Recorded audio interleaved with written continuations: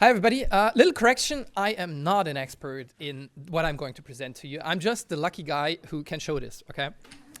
My background is bioinformatics, and what I want to walk you through today is what we do in the systems ecology group, okay? I want to take you from microbial systems ecology to something a bit more narrow, which is our human microbial crosstalk model, HUMIX. And I want to start actually with acknowledging all the people that have made these insights possible, okay? I'm part of some of these activities, not all of them, and I'm really grateful for all their support as well as the funding, because what we do, unfortunately, is relatively resource intensive. So what we do is for our samples, which are mostly human samples, so we're a bit odd here in this setting, but doesn't mean that it's less relevant. We do DNA extraction, RNA extraction, protein extraction, and metabolite extraction from the samples. Why is that important? Well, we want to understand who's there, what could they be doing, what are they doing, how are they doing it, what are they producing, what are they consuming. And we're really trying to isolate the DNA and RNA from a full genomic perspective. And I will hopefully show you or convince you that this is very relevant. And that's where we need to go, because otherwise many questions will remain unanswered. And this is important to understand each individual member on their own, how they interact with each other, but importantly, how they interact with their environment, such as hosts, for example, the gut microbiome with the gut epithelial cells and all the other systemic effects this might have. And on top of that, we also have what we call the expobiome, which is basically the extracellular part, which is oftentimes ignored. So there's oftentimes this consideration like, okay, you need physical contact for cells to exert a function. And I can tell you, and I will hopefully convince you over the course of this presentation, that that's not the case. In order to get there, we have also developed a whole arsenal of tools. So my expertise is actually where you see the chip there in the middle, okay? So all the stuff left, right, and except that, that's other people's expertise. But we start with flash freezing. And why is that important? If you want to get DNA, proteins and metabolites, you need to steer away from these preservation solutions because they have compositions that you don't really know what they're made of, okay? And then we lyse the cells so that we get really an understanding of the whole microbiome. And the microbiome is not just bacteria. So there's archaea, protists, and all different kinds of stuff that we either don't know anything about or not much about. And that's really important to look into. But it makes the picture more complicated. And then you need to integrate all of this data in order to be able to assess the dynamics over time, be it taxonomic differences, be it functional differences, to reconstruct the genomes, because just simply because you have two taxa or two species, or two, let's say, you find the same species in your sample, doesn't mean that necessarily they're identical. So you need to go to the strain level, and even there you might have differences that are pronounced, that can affect the phenotype. Okay, I mean the difference between E. coli and E. hec is, I think, 8 genes, and one gives you bloody diarrhea, the other nothing. And then once we have some hypotheses that we can test, this is where we can then go into our HUMIX model that I will show to you in the second presentation, and second part of this presentation. And as I said, we're studying human. And what we studied what I want to give you an example of is a study that we did in type 1 diabetes. And specifically, we're interested in the mouse to gut transfer, because at the end of the day, the oral cavity is the first entry point of anything into our body, except for the nasal cavity and so on. But we get a lot of input from there. But also what happens is that you have in type 1 diabetes oftentimes an associated poor oral health. And you have an increase in acidic or a decrease in pH, so the environment is more acidic. And that gives advantages to certain organisms that live in there. But the question is, do these organisms then also end up in the gut? And what we found was, yes, it does. So we really did single nucleotide variant tracking so that we were able to assess whether these organisms that are in the mouth are also in the gut, and whether they're also active in the gut, because they could just be remnant DNA. But lo and behold, it's not. And specifically what we found was relevant in the context of the Streptococcus genus. We found Streptococcus salivarius, so that's a commensal, to be depleted, whereas Streptococcus mutans, which is an opportunistic pathogen, to be increased. Now, mutants can deal with high acidic environment. It even can increase or decrease decrease the pH and increase the acidity of the environment. But it also produces bacteriocins, which are molecules that can approach or can fight other streptococci species, such as salivarius. So it's reinforcing its strengths in the niche by basically killing off the others. And we saw that this was also happening in the gut. So what you observe in the oral cavity can also have an effect on the gut and by extension on more global inflammation. To highlight why we're doing this very extensive study of DNA, RNA, proteins, metabolites, I want to give you another example in the context of Parkinson's disease. Here we studied the gut microbiota of individuals with PD or controls. And we resolved the abundance of functions, so in this case KEC orthologs. Here the focus is on flagellar assembly genes, and the taxa where these were encoded in or encoded by. Now, we clustered them by their abundance, metagenomic, metatranscriptomic, and what you see is we found 4 clusters. It doesn't matter what the clusters are, how they're named, but if you focus on the lower 2 ones, cluster 3 and cluster 4, you can see that cluster 3 is basically only blue. That means it's enriched in control individuals, whereas cluster 4 is yellow and it's enriched in PD individuals. But these are all flagellar assembly genes, but from different taxa. So it's super important to know where they are coming from, not just what they do. And on the other hand, it's also super important to know what they do and not just who they are. But it's a big challenge, okay? I'm not trying to hide that and saying it's super easy, we can do this routinely. Taking this a notch further, we have 2 projects that are relevant in this context. Expobiome, I will give more details in just a bit. But in general, the gist of it is that we're interested in deciphering the molecular complex that is relevant in a disease, because it's, of course, the cell-cell contact that creates immunogenic responses, but it's also the exchange of substances, metabolites, and or other products. And in the ArmyDX project, we're looking at bacterial amyloids. And maybe some of you know what amyloids are. These are beta sheet-rich structures for those who don't know. And so you have bacterial amyloids that are relevant in biofilm production, such as, for example, curly protein in E. coli. But you also have human amyloids. And if you have misfolding aggregation of these are hallmarks of, for example, Parkinson's disease or Alzheimer's disease. So the big question is there any link between them?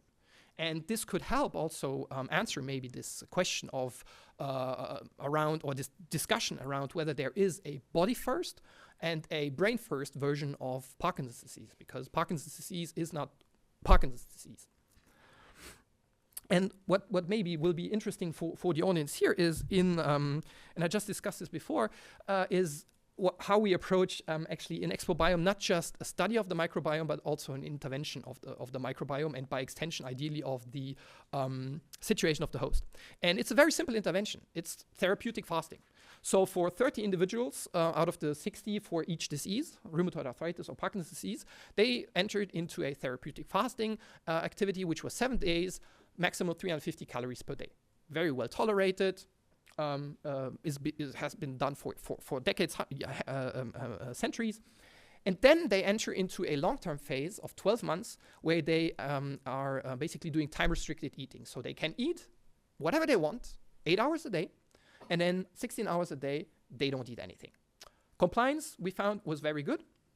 But importantly, what was a very first outcome that is not molecular in any way was that the symptomatology improved. So people felt better, or reported also an increased quality of life, and with such a very simple intervention.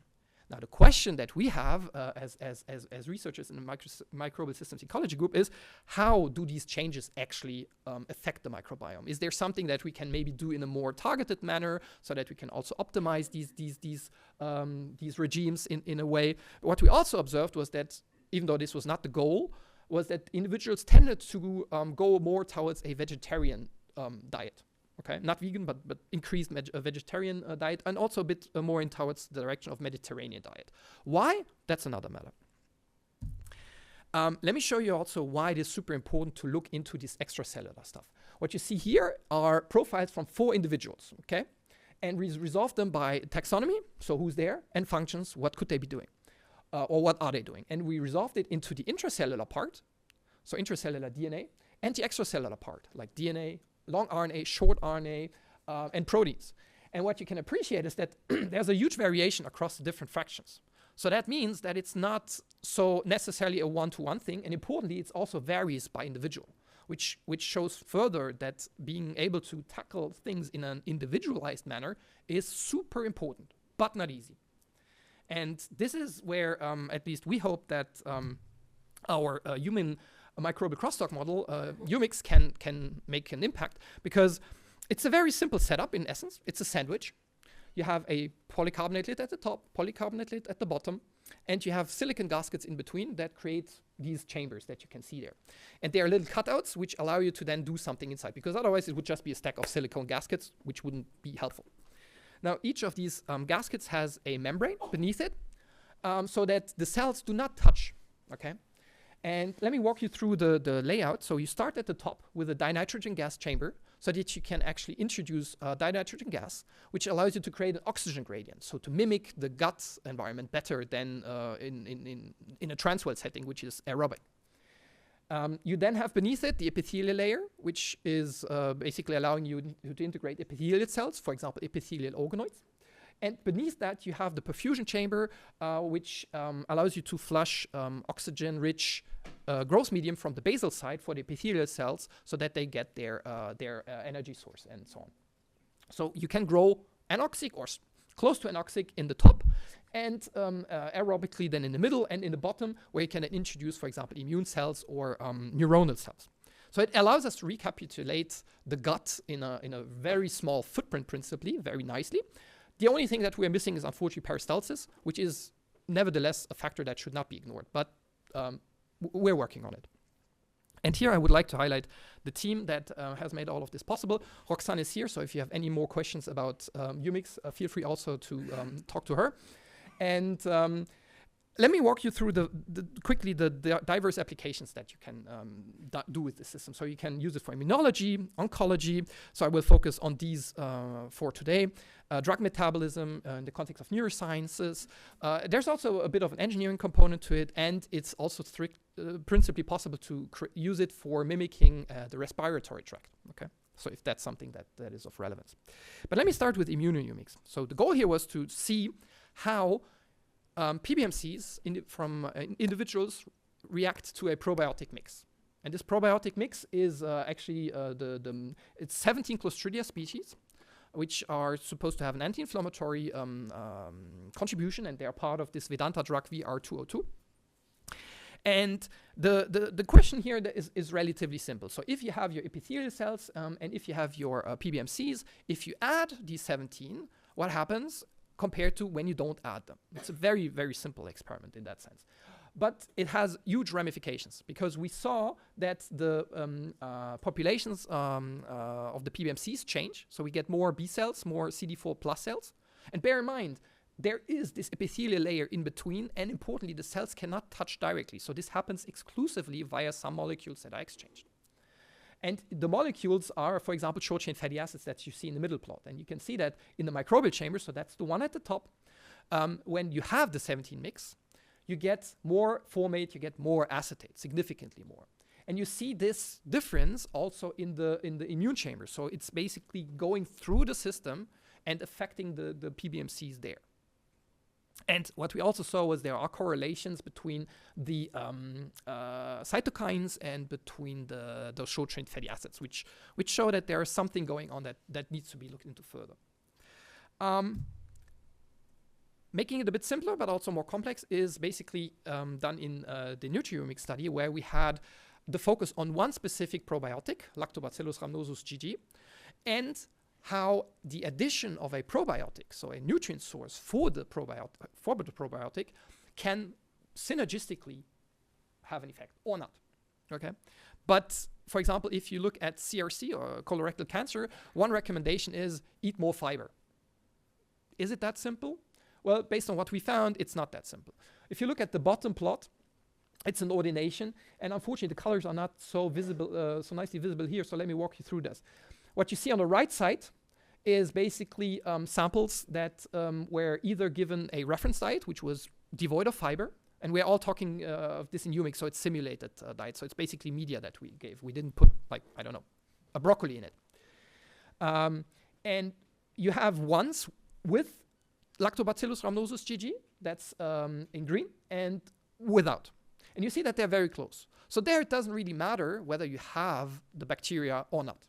However, if you give a fiber-rich medium, then it matters because you have a much longer spread along the y-axis. And you see that the ones that have the probiotic cluster towards the bottom and those that don't have the probiotic cluster towards the top. And these effects that this combination has, you can see it in the middle. So these are antibiotic resistance related genes, or basically ABC transporter genes, which are all downregulated under this symbiotic regimen, okay? Compared to all the other scenarios, be it just reference medium with the probiotic. So this combination really matters. But why are these molecules important? So when you look at the plots on the right side, this is done outside of Umix. 2 cell lines, KCO2 and T6 cell lines, that were basically cultured with increased abundances of lactate, formate, or acetate. And what you can see is that the self-renewal capacity of all of these is significantly increased towards the untreated. So basically, these short-chain fatty acids do something to these, in this case, cancer cell populations that needs to be further studied. On the bottom right, you can see what happens if you give basically the supernatant of the symbiotic mix versus the referent medium in terms of self-renewal capacity. And you see that while it is slightly increased for the symbiotic compared to untreated, it is still not significant. Okay, you could say what we saw before, maybe it's because the number of samples was too low, but still it's much less pronounced than in the other setting if you just use a fiber-deprived medium.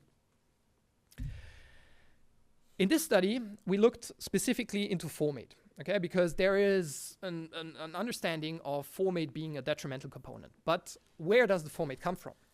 And here, for example, Fusobacterium nucleatum, and I saw a presentation, I think from Ray's group, or from Juan, from you guys, which was very interesting. I was not aware of that. What we found was that formate actually is a strong, Fusobacterium nucleatum is a strong formate producer, and it's also associated with this colorectal cancer microenvironment. So you find these bacteria are typically enriched there with the tumor, so they can produce stuff there, and this immediately can affect the cells. And when you look at the left side, which is just basically a cell culture model of colorectal cancer, you see barely any of these short-chain fatty acids, all right? On the right side, if you look at just the monoculture of Fusobacterium nucleatum, they're very high, okay? And when you look in the middle, where you have the co-culture, they're even higher. So there's some interaction going on. Again, it's important to stress that this all happens not via direct physical contact. There is some exchange of molecules that's happening. And when you look at the right side, these two plots show you basically if you give physiologically estimated relevant concentrations of formate on respective cell lines, the number of invaded cells is grows significantly, but also the focal adhesion points grow significantly under something simple as one metabolite. And which is also why the formate is basically now considered an oncometabolite. Okay, it will probably not be that simple in many scenarios, but it's something which I think is important to be kept in mind when studying the microbiota, because there is a panoply of stuff that they produce. For many, we can't even know what they produce because mass spectrometry, we can't identify that stuff. But for those that we can identify, we need to be very careful. Umix is not just a system of the gut. You can also use it by introducing cells that are representative of the nasal cavity and by introducing nasal microbiota and macrophages, for example, found in the nose. So this is something that was done a few years ago, and it's very interesting for us because there's also this idea of a possibly entry point of some agents that might be linked to Parkinson's disease via the nose, via the olfactory bulb, because it's very, very close to the brain.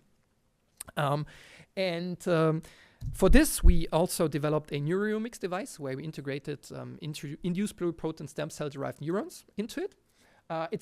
This is a very, very time-consuming and resource-intensive task because it's based on iPSCs, but we managed.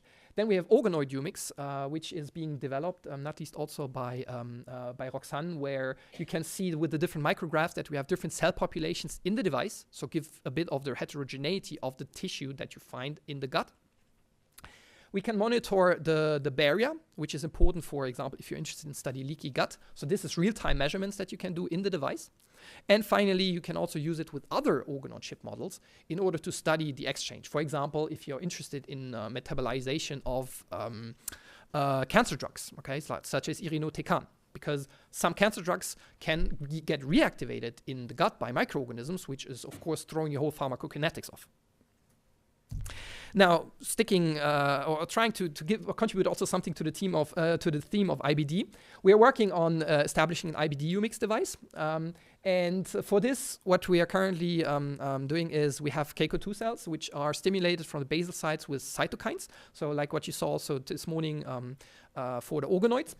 And there's basically two setups that you can see here with mix 1, mix 2. The idea is one, to get basically a fully inflamed model, 48 hours, so that you can then test what happens if you, for example, give certain bacteria or certain probiotics, prebiotics, symbiotics. And then also 16 hours, which is basically kind of the a model of an increasing trajectory of the inflammation. And what we saw is, in terms of the preliminary findings, is very encouraging. So you have an increase in inflammation response by the Keiko2 cells. So we're looking into this further. And almost at the end, if you want to know more about what we do in Restore Pro, so that's trying to establish the proteolytic balance, make sure to check out Roxane's poster. So I will spare you the results here. And where do we go from here? So this is where my bioinformatic background comes out. The data that we're generating nowadays, that we're capable of generating, is crazy. And the complexity is not getting simpler. So we need ways to support us in this. And one such way that I believe is artificial intelligence, not your regular ChatGPT. Okay, I'm not saying just dump ChatGPT on your biological data. Okay, first of all, don't do it because you don't know where data goes. If you do it on your local models, which you have under your own control. But theoretically, they have a huge potential of identifying connections that may not be obvious to us. So I think they're great supports of what we do, but they, in the hopefully near future, will not replace us. But they can help us with, for example, efforts to automate certain things. Because I don't know, if you have your experiments running in the lab, there's certain operations which you can surely automate, and you can encode the logic in a model. Okay, I'm not saying that you just replace it, drop in, but there's potential for that. Okay, so digital twins allow you then to ideally also tweak certain things and see where things are going before you go back into models such as Umix or organoids. And ideally, of course, you need to translate this back to cohorts, in this case humans, but obviously also animals. So with that, thanks very much, and welcome your questions.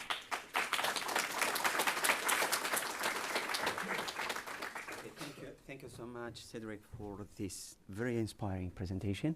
Now the session is open for questions, so I don't know if you have a question in the audience.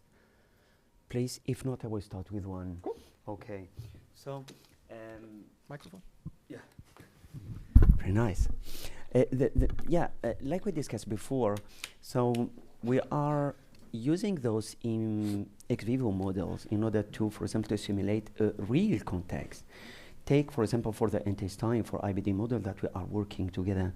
The question is, okay, we have these three compartments. We are, discussing about the biomolecule, which can communicate between the three compartments. This is very important. But what about the stability as function of time? Because now we are not caring, about only the starting and the ending points of the experiment, but a longitudinal study. There is some information which are very important. Absolutely. As function of time. So what about the stability of this different cell lines, microbiome, macrophages and so on in the system? Sure. Yeah. Thank you.